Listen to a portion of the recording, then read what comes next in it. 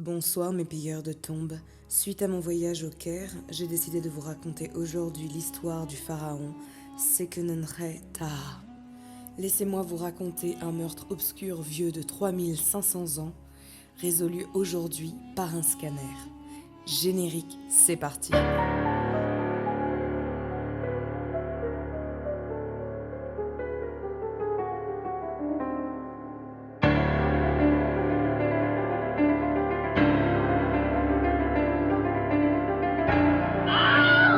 Bienvenue en moins 1553 avant Jésus-Christ. À peu près bien sûr. Tous les scientifiques ne sont malheureusement pas unanimes sur la question de la date. Nous ne pourrons malheureusement jamais vraiment savoir la date, le lieu et l'heure exacte. L'Égypte est séparée en deux. Il y a au sud le règne de Pharaon, descendant d'une grande lignée longue de grands souverains égyptiens. Du côté nord, il y a le delta du Nil, qui est occupé par des peuplades venues d'Asie. Ils s'appellent les Hyksos. L'histoire retiendra que ce n'étaient que des envahisseurs. Le nord et le sud s'affrontent. Le pouvoir avant tout. Il y a la 15e dynastie qui vient d'être créée par les Hyksos, le peuple d'Asie, alors que les Égyptiens, sous le règne de Pharaon, en est à la 17e, laquelle est rattachée à notre Pharaon assassiné. Alors que les Hyksos règnent sur la ville d'Avaris, les Égyptiens, eux, sont à Thébès, comme leurs prédécesseurs. Vers cette époque donc, le pharaon qui règne et qui est notre protagoniste principal de cette vidéo se nomme Sekenenre-Taha. Les 25 premières années de son règne semblent s'être déroulées pacifiquement, sans heurts entre les voisins du delta. Un ancien conte mentionne bien une querelle entre le pharaon et le souverain Hyksos Apophis, mais l'anecdote n'a probablement jamais eu lieu. Les deux hommes se seraient disputés à propos d'hippopotames trop bruyants, appartenant à l'un et dérangeant le sommeil de l'autre. Quand on sait qu'ils vivaient à des centaines de kilomètres de distance, difficile de s'imaginer un conflit de voisinage à propos d'imposants hippopotames.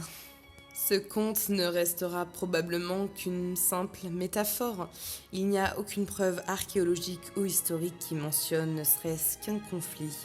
Enfin, c'est ce qu'on pensait, jusqu'à ce qu'on retrouve sa momie. La momie du pharaon sera retrouvée dans les années 1880. Et pour les chercheurs, il est évident que le pharaon Sekenenre-Taha a été brutalement tué. Ses ossements sont complètement défoncés au niveau du crâne. Il y a des trous qui témoignent de la violence des coups qu'il aurait pu recevoir. Mais jusqu'à aujourd'hui, aucun matériel et aucun indice ne permettait d'identifier clairement les circonstances de sa mort. Est-ce qu'il est tombé sur un champ de bataille? Ou est-ce qu'il a été victime d'un complot? Ou pire, ou autre? Le mystère restait irrésolu. Ce fut le plus long cold case qu'on ait pu voir. La possibilité qu'il ait été victime d'un complot était la théorie la plus plausible selon les spécialistes égyptiens, vu que l'Égypte ne semblait pas être encore en guerre à cette époque. J'ai peu trouvé d'infos sur les dates exactes, mais ce serait en 2021 que l'experte en momies et radiologue Sahar Salem décide de passer le corps du pharaon au peigne fin. La momie conservée au musée du Caire, que j'ai eu la chance de visiter et donc que j'ai vue, a été scannée et rescannée dans le même appareil que l'on utilise pour les vivants. Suite à ce scanner, les os du pharaon ont fini par parler. Les analyses ont démontré qu'il était mort en mauvaise posture. Les mains liées dans le dos, les trous et blessures correspondent à plusieurs types d'armes, comme des lances, des dagues ou des haches de guerre, des armes que l'on utilise plutôt sur le champ de bataille et qui étaient particulièrement appréciées des Hyksos. Sekenre-Ta serait mort autour de ses 40 ans, ou plutôt exécuté. L'examen indique qu'il était ligoté, les mains dans le dos, l'empêchant de se défendre. Ses bourreaux se seraient servis de 5 armes différentes. La chercheuse Sahar Salem a dit que lors d'une exécution normale sur un prisonnier ligoté, on pourrait supposer qu'un seul assaillant frappe, peut-être sous des angles différents, mais pas avec des armes différentes. Elle pense donc que la mort de Sekenre-Ta était plutôt une exécution cérémonielle. Ainsi, le pharaon aurait bien été exécuté sur le champ de bataille, mais aussi suite à une cérémonie des plus cruelles. Heureusement, le scanner révèle qu'il est mort dès le premier coup porté. Aucune trace d'autodéfense n'a été trouvée. Comme quoi, finalement, est-ce qu'il existe réellement une période qui a été pacifique dans l'histoire ? On nous prouve que non. Selon les découvertes, malheureusement, ce roi n'aura pu reprendre le dessus sur la dynastie rivale. Ce sont ses successeurs qui parviendront à réunifier le pays sous un seul pouvoir. Finalement, est-ce qu'on ne pourrait pas faire confiance à la technologie ? Elle permettrait d'éclaircir des zones sombres, surtout les moins connues de l'histoire. Les chercheurs tiennent à rappeler que pour que ce roi se soit fait exécuter de cette façon, surtout sur un champ de bataille, cela suggérait donc qu'il était en première ligne. Il était surnommé à cette époque le Brave et le sera donc encore aujourd'hui, risquant sa vie avec ses soldats, peu importe le statut. Ce serait le seul pharaon connu à s'y être aventuré. Ce n'est pas forcément un conseil de vie, mais en termes de bravoure et de courage, nous le saluons.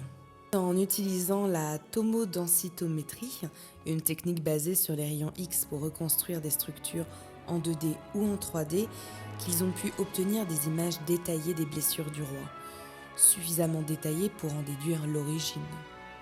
Il y a eu quelque chose de si inhabituel dans cette découverte. Les blessures révélées, jusqu'ici insoupçonnées, l'étaient parce que habilement dissimulées par les embaumeurs, les personnes ayant momifié le pharaon. La méthode choisie, sophistiquée, a permis de cacher certaines de ces lésions à la tête sous une couche de matériaux d'embaumement. Ce qui signifie une chose, la momification s'est déroulée dans un endroit bien équipé, comme un atelier royal, contrairement aux précédentes interprétations. Mais la momification aurait eu lieu tardivement. En témoignage la présence du cerveau. Le roi serait resté assez longtemps positionné sur son côté gauche pour que ses méninges s'y déplacent, ce qui soutient l'hypothèse d'une mort sur le champ de bataille, dans une cérémonie des plus cruelles. Quelque chose d'un petit peu glauque, en dépit de tout ce que j'ai raconté, serait que les Hyksos auraient visé en particulier le visage du pharaon dans le but de le déshonorer. Sympa les barbares. Cet assassinat aurait marqué un tournant dans l'histoire de l'Égypte, puisque la mort de Sekenre a motivé ses successeurs à poursuivre le combat pour unifier l'Égypte et lancer le nouvel empire. Cette histoire est déjà terminée. Je vous ai épargné 2-3 détails qui pour le moment ne sont pas du tout encore avérés. Il existe une autre vérité et je pense que malheureusement nous ne la saurons jamais. J'espère que cette histoire vous aura intéressé et si jamais vous en voulez d'autres dans ce style, c'est avec grand plaisir. Une nouvelle affaire arrive bientôt, j'espère qu'elle vous intéressera aussi. Sur ce, je vous abandonne à mes petits pilleurs de tombes. Surtout, prenez soin de vous et à très vite, j'espère.